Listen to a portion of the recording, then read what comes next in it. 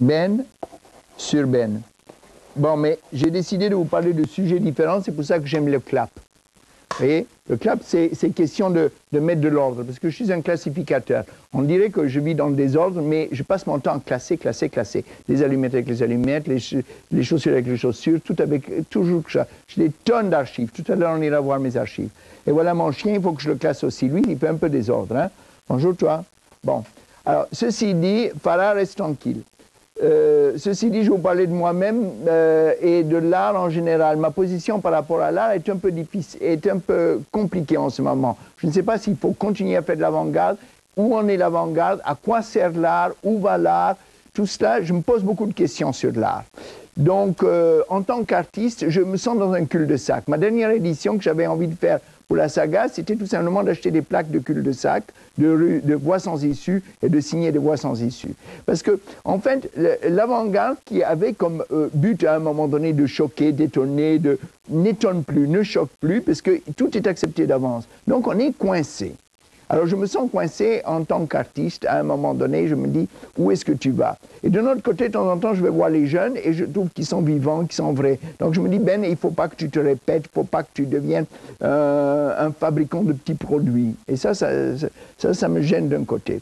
Mais je m'intéresse à un tas de sujets à la fois. Je suis quelqu'un, je crois que l'artiste doit rester lucide, que l'artiste doit rester intelligent, qui doit se dire, je suis dans une société qui change, je suis dans ceci. Donc, je m'intéresse à Internet, par exemple. Voilà. Ça, c'est « je doute ». Je dirais, je doute, c'est un de mes statements de base. C'est des statements, quand on demande aux Américains qu'est-ce que vous avez à dire, ils disent « What's your statement ?» Qu'est-ce que vous avez à déclarer? Et moi, mon statement de base, c'est que je doute. Je doute de tout. Et en art, c'est très important pour moi, parce que je me demande... c'est un peu la même chose dont je vous ai parlé tout à l'heure. Mais si je devais résumer ma position aujourd'hui, c'est le doute. Le doute en politique, le doute en art, le doute en tout. Le doute partout où je ne me sens pas à l'aise. Qu'est-ce qui se passe dans le monde? Je doute. On nous bourre la crâne ici, la télévision, je doute. Les médias, je doute. Votre caméra, je doute. Le fric, je doute.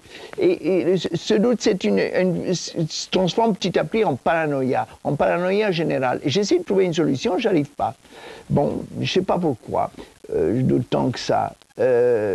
J'aurais pu continuer à vous parler du doute pendant longtemps, mais je doute même que je dois vous parler du doute pour le moment.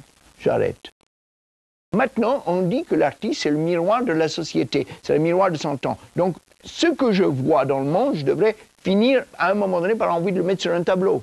C'est exactement ce qu'ont fait les Chiricos, ce qu'ont fait du temps que le pape était au pouvoir, on peignait des papes. Du temps où les rois sont au pouvoir, on peint des rois. Et là, aujourd'hui, qu'est-ce qui est au pouvoir? C'est à travers le monde, la société de consommation ou quelque chose comme ça, et je dois peindre cela.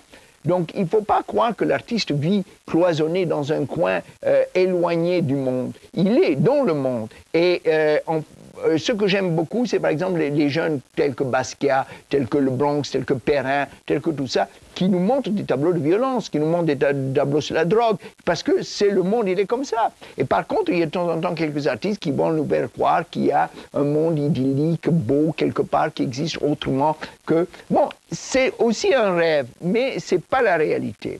Bon, en fait, sur chacun des sujets que je lis, j'ai envie d'écrire. J'ai envie de parler, j'ai envie de donner mon opinion. Je trouve que ça, c'est positif. J'ai envie de dire, ah non, moi je pense ceci, ah non, moi je pense cela. Et alors quand je pense quelque chose, je prends ma machine, mon ordinateur, j'en ai 7 d'ordinateurs, et je tape. Et je tape. Et je tape, et j'appelle ça ma démangeaison culturelle ou ma démangeaison artistique, c'est-à-dire où je dois m'en débarrasser, et il faut que ça sorte. Donc, d'une manière ou d'une autre. Et parfois, il y a des choses que je n'ose pas écrire. Pourquoi? Parce qu'il y a le consensus. Alors donc, on n'ose pas aller contre le consensus. On n'ose pas dire, bon, par exemple, que les Serbes ont raison et que les Croates ont tort et que les Bosniaques ont tort à un moment donné. Et moi, je le pensais. Parce que je pensais vraiment, bon, les Serbes, ils veulent s'autodéterminer eux-mêmes. Pourquoi est-ce qu'on veut les obliger de devenir bosniaques? Je ne comprenais pas. Donc, j'essayais de comprendre. J'essayais d'avoir le deuxième son de cloche. Je n'arrivais pas à avoir le deuxième son de cloche. Toute la télé était contre.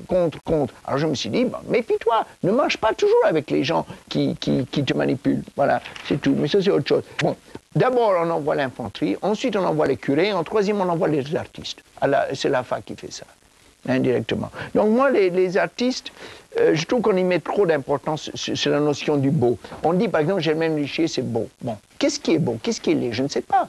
Le beau et le laid a disparu. La notion du beau et du laid, depuis Marcel Duchamp, a disparu. Donc, moi, déjà, je doute avec ce qui est beau, ce qui est laid. Je ne veux même pas gober des histoires. On va me dire, celui-là, il est beau, celui-là, il est laid, celui-là est extraordinaire. Il y a des personnalités, c'est vrai. Ce sont des artistes personnels. Dietman est personnel.